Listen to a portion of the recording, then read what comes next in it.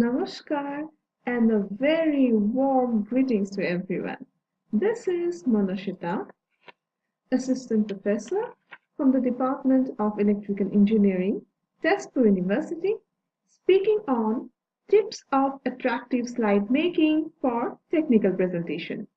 So here I bring you my first tip, and that is, after having greeted the audience, begin the presentation with some joke or humor, because there is nothing like laughter that can attract your audience towards your presentation. Now, it is found that in spite of doing excellent work in the projects, the students often fail to express or deliver the body of work in presence of an audience or an external examiner due to poor presentations.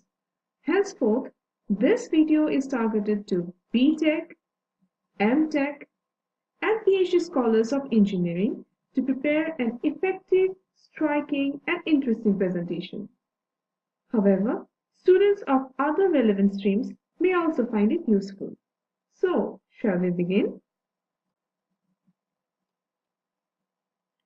You can enter a relevant picture of your work or a greetings picture in the cover page.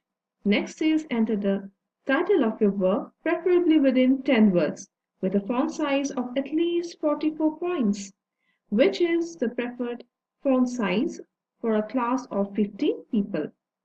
For instance, in my slide, the size of the title font of the cover page was about 54 points, which is greater than 44 points. Now, students often tend to use font types like Times New Roman, Bookman Old Style because they are used to seeing them in books, papers, etc. However, they must be avoided. But why? So here is our answer. Can you see the small projecting elements extending from the letter E in Times New Roman? These are called serifs. These make readability as well as visibility uncomfortable. So the preferable font types are Arial or Calibri, which are sans serifs, meaning they do not have serifs, and this makes readability much more comfortable. So next is you enter the name of the student, name of the faculty or supervisor of the project, name of the department, and the affiliated institution, university, whatsoever. So next slide begins with the content page, which may begin with, say, acknowledgement, which is optional. Next is you must start with introduction, followed by the body of work. That may consist of literature survey, methodology, which could again be subdivided into, say, main contributions to X page, results and discussion to, say, X plus 1 page, and conclusion to, say, X plus 2 page. Second last page may consist of queries. You may also add a slide showing thank you. It would be an interesting way to present the contents in a graphical tree with colored animations to make it more striking. Example, this is the contents of a progress seminar. Broad topics of research, updated literature survey, problem formulations, progress so far, publications and conclusions. So the next slide is the font types and the font sizes of the body of the text. As you climb down the hierarchy of levels of text, its font size also is to be decreased accordingly. For instance, the title of cover page was 44 plus points. So now the title of each slide after the cover page is within 36 to 44 points. Correspondingly, the body or the subheading font size is between 28 to 32 points. Text font size could be around 24 to 28 points. Reference font size is 18 points. Date and footer font size is 12 points. However, the font type for the text should be maintained same or uniform throughout the presentation, and that is Calibri or Arial, which are sans serifs. So the next is the number of bullets per slide and number of words per bullet. Students are often confused so as to how many words or how many bullets to put in a slide. So let me introduce you to the 6 cross 7 rule. And that is 6 bullets having a maximum of 7 words each per slide. Of course, I must mention that in exceptional cases, you may have to put the text in a paragraph and not in bullets.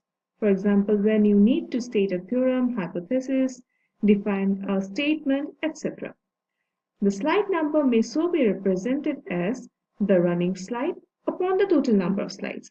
For instance, here 5 is the running slide and 11 is the total number of slides. This gives the audience a hint of the number of slides remaining and helps in restoring the interest. Next we have the text and the background color. Many experts feel that light letters with a dark background works for talks in a large room. However, I prefer dark letters in light background as it works best for small rooms and while teaching for a batch of 50. It's because reflection of the white background of the projector makes the room brighter. On the other hand, reflection of dark background window of the projector makes the room light dimmer. Text and background color still continue. You can use color to reinforce the logic of the structure. Example, light blue title and dark blue text. You can also use color to emphasize a point, but use this judiciously and never overuse it.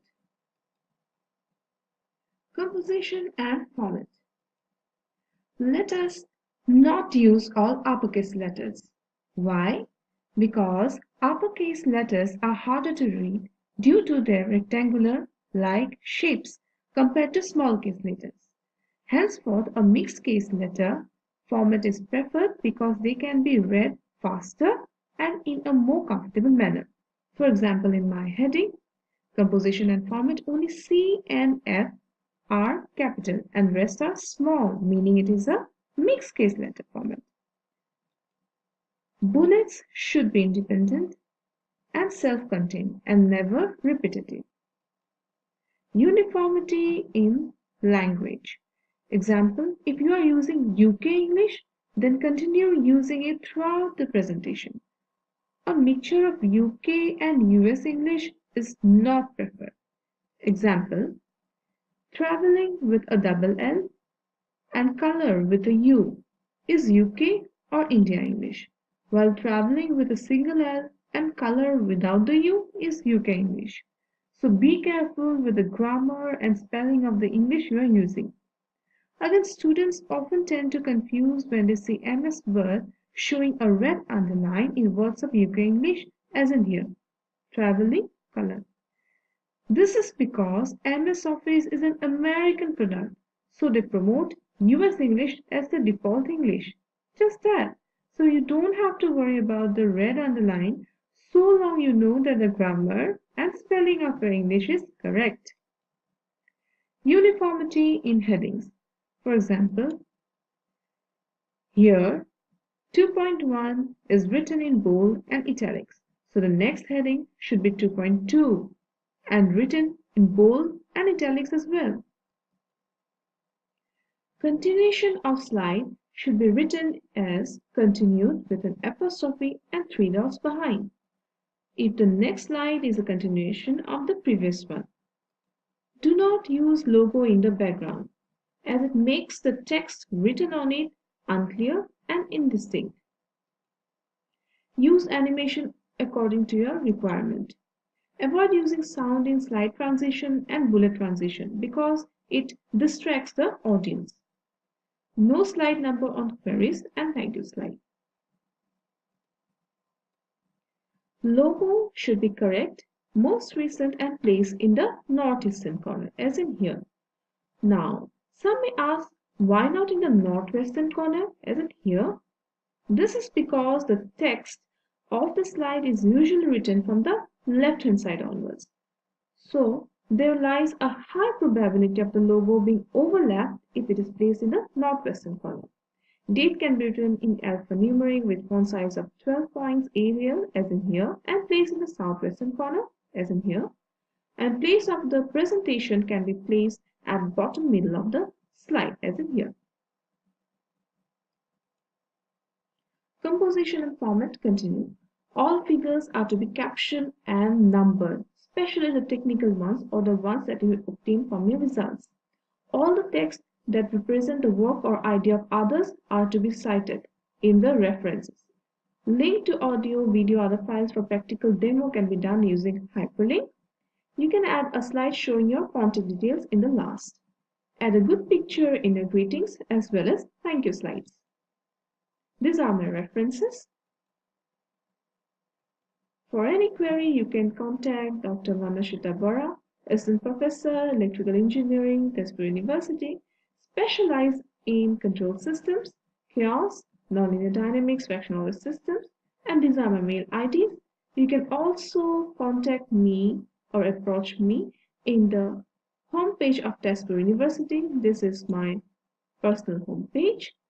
And so here we are. Thank you and have a nice day.